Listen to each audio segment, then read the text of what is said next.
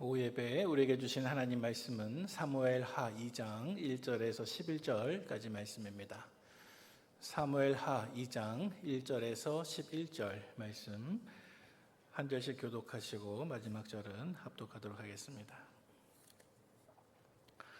그 후에 다윗이 여호와께 여쭈어 아뢰되 내가 유다 한 성읍으로 올라가리이까 여호와께서 이르시되 올라가라. 다윗이 아뢰되 어디로 가리이까 이르시되 헤브론으로 갈지니라. 다윗이 그의 두 아내 이스라엘 여인 아히노암과 갈멜 사람 나발의 아내였던 아비가일을 데리고 그리로 올라갈 때 또 자기와 함께한 추종자들과 그들의 가족들을 다윗이 다 데리고 올라가서 헤브론 각 성읍에 살게 하니라. 유다 사람들이 와서 거기서 다윗에게 기름을 부어 유다 족속의 왕으로 삼았더라. 어떤 사람이 다윗에게 말하여 이르되 사울을 장사한 사람은 길랏 야베스 사람들이니이다 하매 다윗이 길랏 야베스 사람에게 전령들을 보내 그들에게 이르되 너희가 너희 주 사울에게 이처럼 은혜를 베풀어 그를 장사하였으니 여호와께 복을 받을지어다.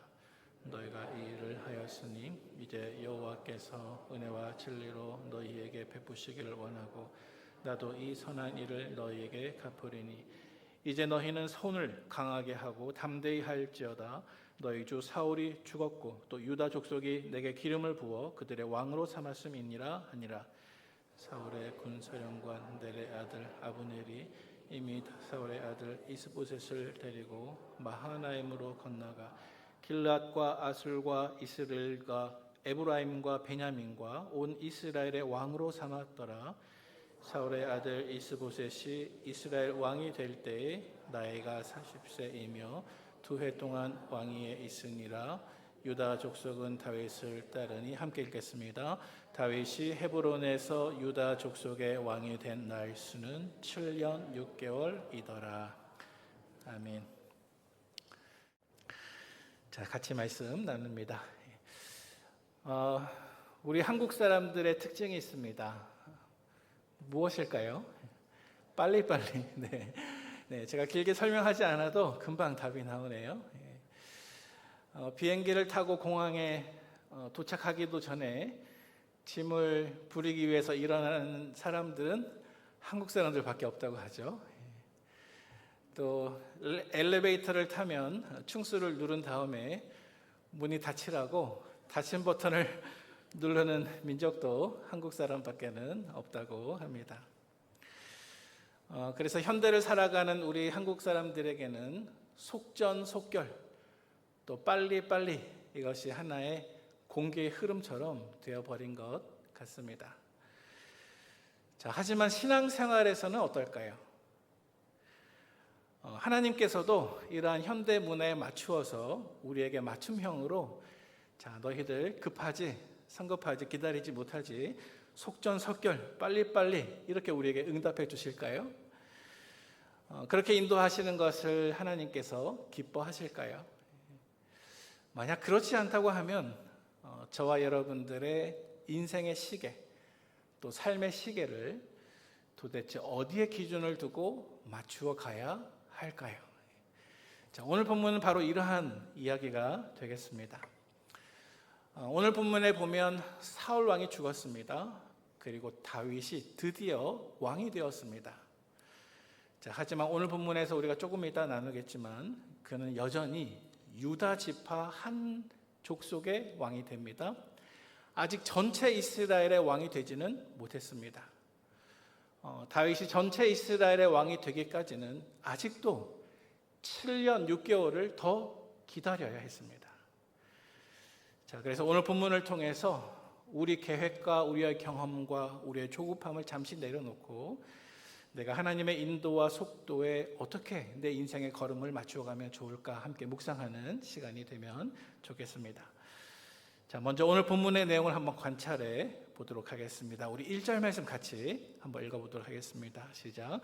그 후에 다윗이 여호와께 여쭈어 아뢰되 내가 유다 한 성읍으로 올라가리이까 여호와께서 이르시되 올라가라. 다윗이 아뢰되 어디로 가리이까 이르시되 헤브론으로 갈지니라. 아멘. 자, 사울 왕이 죽었습니다. 전투에서 전사했죠. 물론 마지막 순간은 자결로 인생을 마감했습니다. 이제 사울 왕의 죽음 이후에 다윗은 그 다음 행보를 어떻게 해야 될까? 내가 이제 어디로 가야 될까? 그것을 결정해야 되는 시점에 이르게 되었습니다. 자, 여러분 질문을 드릴게요. 자, 이때 다윗은 자기의 다음 목적지를 어떻게 결정했습니까? 자, 방금 읽은 1절 말씀 속에 있죠. 자, 다윗은 그 길을 결정하는 데 있어서 어떻게 합니까? 하나님께 묻습니다. 예. 하나님께 묻고 기도로 결정했습니다. 다윗은 하나님께 묻고 기도했습니다. 그의 인생은 기도에 초점을 맞추고 있는 인생이었습니다.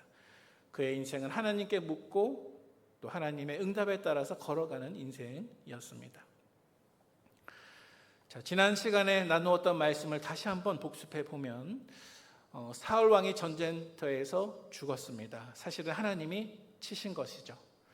자, 그래서 이제 이스라엘 족속에는 그 나라에는 왕이 있습니까? 없습니까? 사울 왕이 죽었으니까요. 왕이 있습니까? 없습니까? 왕이 없죠. 예. 이제 왕이 사라진 정치적으로 빈자리, 무주공산이 된 것입니다. 자, 그래서 그동안의 사울 왕의 박해를 피해서 적국 블레셋까지 들어가서 부하들과 함께 망명 생활을 했던 이 다윗에게는 이 사울 왕의 죽음이 어쩌면 좋은 정치적인 기회 혹은 왕이 될 수 있는 발판이 될 수가 있었습니다. 자, 그러나 우리가 그동안 말씀을 묵상했던 것처럼 다윗은 사울 왕의 죽음을 기뻐하지 않습니다. 그리고 그는 왕이 되기 위해서 서두르지도 않습니다. 다만 그는 하나님께 묻습니다. 그는 하나님께 기도합니다. 주님, 제가 어디로 올라가리이까? 제가 유다 땅으로 올라가리이까? 만약 내가 유다 땅으로 올라간다면 어느 곳으로 구체적으로 가야 되겠습니까? 그는 기도합니다. 그리고 그는 응답을 받았습니다. 그래서 그는 예루살렘 남쪽으로 약 30km 떨어진 사해보다 조금 서쪽에 있는 고산지대 헤브론 땅으로 가라, 이렇게 응답을 받고 그곳으로 이동하게 됩니다. 헤브론 땅, 어떤 곳일까요? 성경 역사를 보면 아브라함이 이곳에서 하나님의 이름을 부르고 제단을 쌓았습니다. 그리고 이 헤브론 땅에 아브라함과 사라, 이삭과 리브가 또 야곱과 레아, 이 6사람의 족장들의 무덤이 있는 막벨라 굴이 바로 이 헤브론 땅에 있는 곳입니다. 자, 우리 그 다음 오늘 본문 4절과 5절 말씀을 함께 읽어보도록 하겠습니다. 시작. 유다 사람들이 와서 거기서 다윗에게 기름을 부어 유다 족속의 왕으로 삼았더라. 어떤 사람이 다윗에게 말하여 이르되 사울을 장사한 사람은 길랏 야베스 사람들이니이다 하매 다윗이 길랏 사람들에게 정결령을 보내 그들에게 이르되 너희가 너희 주 사울에게 이처럼 은혜를 베풀어 그를 장사하였으니 여호와께 복을 받을지어다. 아멘. 자, 이제 본문을 읽었으니까요. 내용을 파악하기 위한 두 번째 질문을 여러분들에게 드리도록 하겠습니다. 두 번째 질문은 이것입니다. 자, 오늘 보면 4절과 5절 말씀에 보니까 다윗이 왕이 된 이후에 그가 가장 먼저 했던 일은 무엇입니까? 자, 읽으신 말씀을 다시 보도록 하겠습니다. 우리 말씀을 자막을 다시 한번 띄워주시면 좋겠습니다. 우리 4절 말씀 보시면, 자, 4절 상반절 말씀에 보니까 다윗이 하나님께 기도하고 그 기도의 응답으로 헤브론 땅에 갔을 때 그곳에 있었던 유다 사람들이 다윗을 보고 어떻게 했습니까? 다윗을 유다 족속의 왕으로 세웠습니다. 유다 지파의 왕으로 삼았습니다. 다윗이 드디어 왕이 된 것입니다. 자, 그런데 아까도 말씀드렸지만은 이 말씀을 조금 더 주의 깊게 읽어보면 한 가지 안타까운 마음, 또 한 가지 한계가 있습니다. 그것은 무엇이냐면 그가 아직은 이스라엘 전체의 왕이 아니고 단지 자기가 속한 지파, 다윗이 유다 지파 사람이잖아요. 내가 속한 그 지파의 한 지파의 왕이 되었다는 것입니다. 자, 여러분 잘 알고 계신 것처럼 이스라엘에는 모두 몇 개의 지파가 있습니까? 12지파가 있죠. 12개의 지파가 있습니다. 자, 그런데 이 12개의 지파 가운데 단 한 개의 지파의 왕이 된 것입니다. 물론 왕입니다. 그러나 아직까지 그는 이스라엘 나머지 11지파의 왕은 아니었던 것입니다. 자, 그래서 오늘 성경도 이 다윗을 향해서 그가 이스라엘의 왕이 되었다라고 기록하지 못합니다. 다만 유다 족속의 왕이 되었다라고 기록하고 있습니다. 오늘 보면 4절, 7절, 11절 말씀 속에 반복적으로 그가 다윗이 유다 족속의 왕이었다 말씀하고 있습니다. 다윗이 왕이 되었지만 아직 이스라엘의 왕은 아닙니다. 그가 속한 유다 지파 한 지파만으로는 이스라엘 전체를 대변하지 못했습니다. 자, 그러면 여러분, 이때 다윗이 유다 지파만의 왕으로 세워졌을 때 다른 나머지 11지파의 상황은 어땠을까요?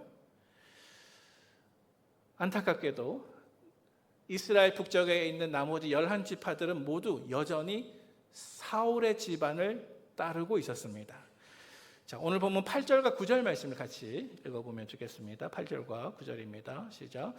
사울의 군 사령관 넬의 아들 아브넬이 이미 사울의 아들 이스보셋을 데리고 마하나임으로 건너가 길라앗과 아술과 이스라엘과 에브라임과 베냐민과 온 이스라엘의 왕으로 삼았더라.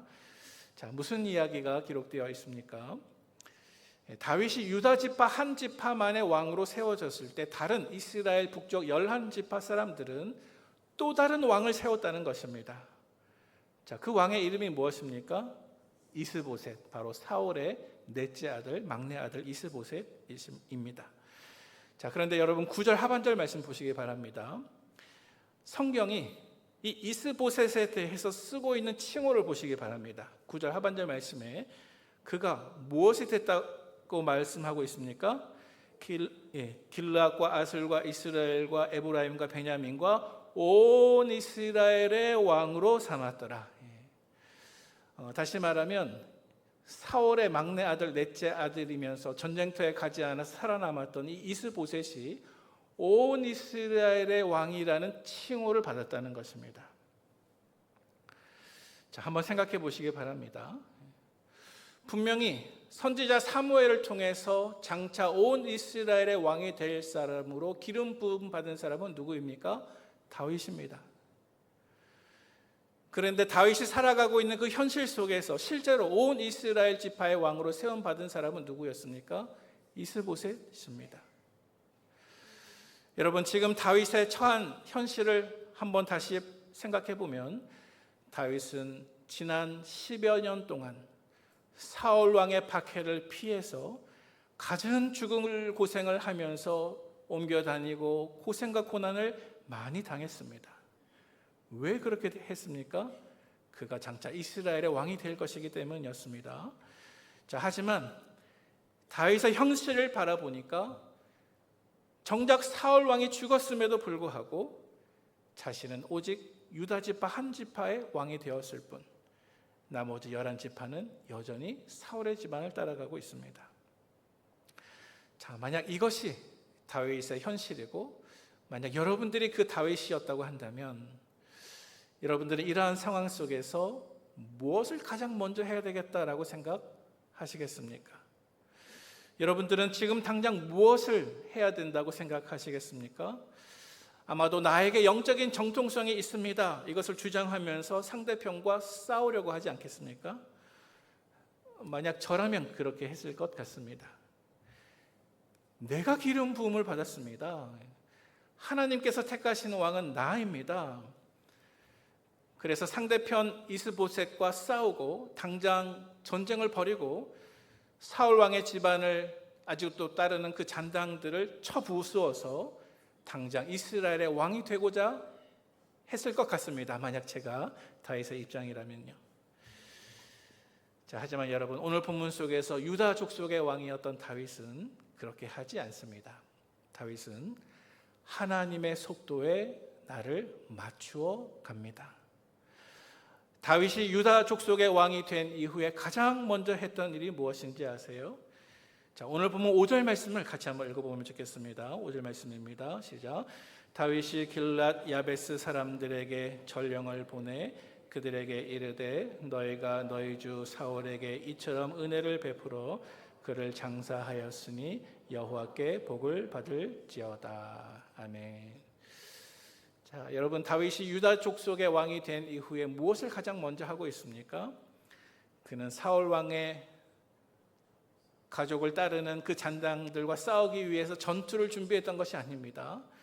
그는 자기의 꾀와 지혜로 하루속히 이스라엘의 왕이 되기 위해서 서둘렀던 것도 아닙니다. 자, 오늘 본문 말씀에 보니까 그는 사울 왕이 죽은 이후에 그 전투의 현장에서 사울 왕의 시신을 정성껏 수습해준 길르앗 야베스 사람들을 찾아가서 그들에게 축복하는 일을 가장 먼저 하고 있습니다. 자, 여러분, 말씀을 한번 묵상해 보도록 하겠습니다. 말씀을 한번 연구해 보도록 하겠습니다. 질문을 한 가지 드릴게요. 여러분, 다윗은 왜 왕이 되자마자 가장 첫 번째로 길르앗 야베스 사람들을 축복하고 위로하는 일부터 시작을 했을까요? 여러분, 뭔가 순서가 잘못된 건 아닐까요? 전투 준비까지는 아니더라도 이스라엘 동족 각 지파들을 찾아가서 나를 이스라엘 왕으로 세워달라고 로비부터 해야 됐지 않았을까요? 하지만 다윗은 그렇게 하지 않습니다. 그는 왕이 되기 위해 서두르지도 긴급히 움직이지도 않습니다. 그는 자기 자신의 권력의 기반을 다지는 자기 자신의 일보다도 하나님께서 원하시는 일이 무엇인지에 대해서 먼저 관심을 가지고 있습니다. 자, 그가 왕이 된 이후에 가장 먼저 바라보았던 것이 무엇이냐 하면 그것은 나 자신의 정당한 왕권이 아니라 하나님께서 기뻐하시는 길르앗 야베스 사람들의 숨은 선행을 그는 바라보게 되었습니다. 자, 무슨 뜻이냐 하면 사무엘상 마지막 장의 기록에 보면 사울 왕이 블레셋 사람들과 전투를 하고 전사했을 때 블레셋 군인들이 찾아와서 그 시신을 모독합니다. 자, 그래서 사울 왕이 죽은 것을 확인하고 목을 잘라 그 목은 다곤 신전에 갖다 놓고 그 나머지 시체는 블레셋 사람들의 도시인 벳산 성벽에 그 시신을 못 박아서 모든 사람들이 다 쳐다볼 수 있도록 시신을 전시했습니다. 고대 사회에서 전투가 끝나고 승리한 나라가 패전국에 대해서 상대방에게 욕을 보이는 과정이죠. 자, 그런데 이 비참한 소식 앞에서 길르앗 야베스 사람들이 나섰습니다. 그들은 용기를 내고 야밤에 블레셋 사람들이 방심한 틈을 타서 사울 왕의 시신이 있는 그곳 성벽으로 접근했습니다. 그리고 그들은 자기들의 목숨을 걸고 성벽에 못 박혀 있는 시신을 밧줄을 메고 끌어내려서 그 시신을 다시 가지고 길르앗 야베스로 옵니다. 그리고 나서 7일 동안 정성스럽게 그 시신을 장사해주고 그 시신의 마지막이 욕스럽지 않도록 그렇게 배려를 하고 섬겼습니다. 자, 얼마 전에 우리 한국 영화 가운데 왕과 함께 사는 남자, 왕과 사는 남자라고 하는 영화가 있었죠. 자, 그래서 엄흥도라고 하는 인물이 단종의 시신을 정성스럽게 거두어서 장사 지내준 이야기가 영화로 나왔던 것 같습니다. 영화를 보신 분들은 그 장면을 한번 생각해 보시길 바랍니다. 엄흥도라고 하는 인물이 단종의 시신을 정성스럽게 수습해 주었습니다. 만약 수양대군이 그 사실을 알게 됐다면 어떻게 했을까요? 가만히 있지 않았겠죠. 단종의 시신을 거두어준 그 모든 사람들을 처벌하고 화를 내었겠죠. 자, 하지만 다윗의 행동은 정반대였습니다. 여러분, 다윗은 이 길르앗 야베스 사람들이 원수 사울의 시신을 잘 수습해주고 처리해 준 것에 대해서 처벌하거나 화를 내지 않습니다. 여러분, 성경 역사를 보면 사실 이 길르앗 야베스라고 하는 지역은 전통적으로 사울의 집안에 충성했던 그러한 장소입니다. 하지만 다윗은 원수 사울의 시신을 수습해준 이 길르앗 사람들에게 전령까지 보내면서 그들을 진심으로 축복해 주었습니다. 왜냐하면 그것이 하나님 보시기에 아름다운 일이라고 그가 판단했기 때문입니다. 자, 그래서 이것이 다윗이 유다 족속의 왕으로 세움을 받은 이후에 가장 첫 번째로 했던 첫 번째 행보였습니다. 그는 유다 족속의 왕이 된 이후에 이스라엘 전체의 왕이 되기 위해서 힘을 쓰거나 정치적인 계산기를 두드리지 않습니다. 다만 그는 여전히 하나님의 기름 부으신 왕에 대한 예우를 끝까지 지키면서 그 시신을 되찾아서 장사 지내준 길랏 야베스 사람들의 신실한 행동이 하나님 앞에서 옳은 행동임을 인정하고 그들을 찾아가서 격려하고 진심으로 축복해 주었습니다. 자, 이제 오늘 말씀을 우리 자신의 삶 속에 한번 적용해 보도록 하겠습니다. 자, 여러분, 왕이 된 이후에도 자기의 권력 기반을 다지기보다는 하나님께서 원하시는 일이 무엇인가에 먼저 관심을 두고 있는 이 다윗을 보면서 여러분들은 무엇을 느끼십니까? 어떤 생각이 드십니까? 다윗은 사울 왕의 죽음 이후에 유다 족속의 왕이 되었으나 그는 끝까지 흔들리지 않고 자신의 신앙관을 철저하게 지켜나갑니다. 그는 유다 족속의 왕이 된 이후에도 하나님의 약속을 여전히 믿고 있습니다. 그는 이스라엘 전체의 왕이 되기 위하여 결코 조급하게 서두르지 않습니다. 다만 그는 하나님 앞에서 무엇이 의로운가, 무엇이 정직한가, 무엇이 올바른 일인가 그것을 판단한 이후에 그것부터 행하고자 했습니다. 어쩌면 이것은 예수님께서 제자들 앞에서 말씀하시기를 너희는 먼저 그의 나라와 그의 의를 구하라 그리하면 이 모든 것을 너희에게 더하시리라. 어쩌면 이 말씀을 말씀 그대로 순종하는 모습이었는지도 모릅니다. 자, 여러분, 여기서 우리가 한 가지 꼭 묵상해야 할 내용이 있습니다. 그것은 무엇이냐면 내 생각과 계획과 다른 하나님의 속도와 하나님의 시간표입니다. 자, 우리 다 함께 마지막 11절 말씀을 마지막으로 한번 봉독해 보도록 하겠습니다. 시작. 다윗이 헤브론에서 유다 족속의 왕이 된 나의 수는 7년 6개월이더라. 아멘. 자, 여러분, 방금 읽은 이 말씀 속에 담겨 있는 뜻이 무엇이냐 하면 다윗이 비록 유다 족속의 왕이 되었지만 그가 앞으로 장차 이스라엘 전체의 왕이 될 때까지 아직도 7년 6개월의 시간이 더 필요했다라고 하는 설명입니다. 자, 그가 하나님께 기름 부음을 받고 그리고 사울 왕도 죽었으나 사울 왕이 죽었다고 해서 그가 곧바로 이스라엘 전체의 왕이 된 것이 아닙니다. 물론 그의 마음속에는 그렇게 되었으면 좋겠다 하는 기대도 있었겠죠. 학자들에 따르면 다윗은 적어도 8년에서 10년 이상 사울 왕에게 쫓김을 당했습니다.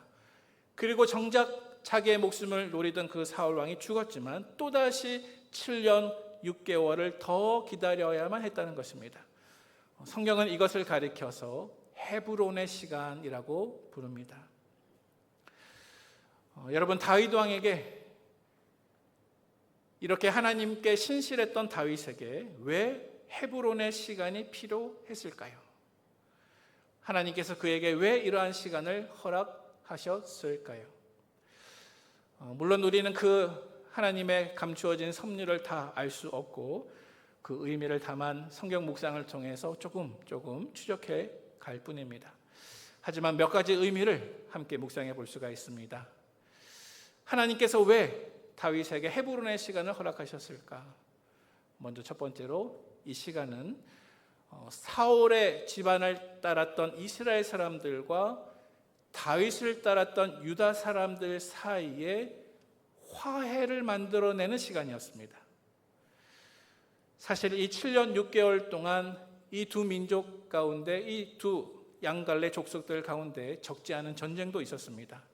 그러나 하나님께서는 이 시간을 사용하셔서 사울 왕을 추종하던 북이스라엘 사람들과 다윗을 추종하는 남유다 사람들 사이에 그 깊은 감정의 골이 조금씩 메워져 갈 수 있도록 이 시간을 사용하셨다는 것입니다.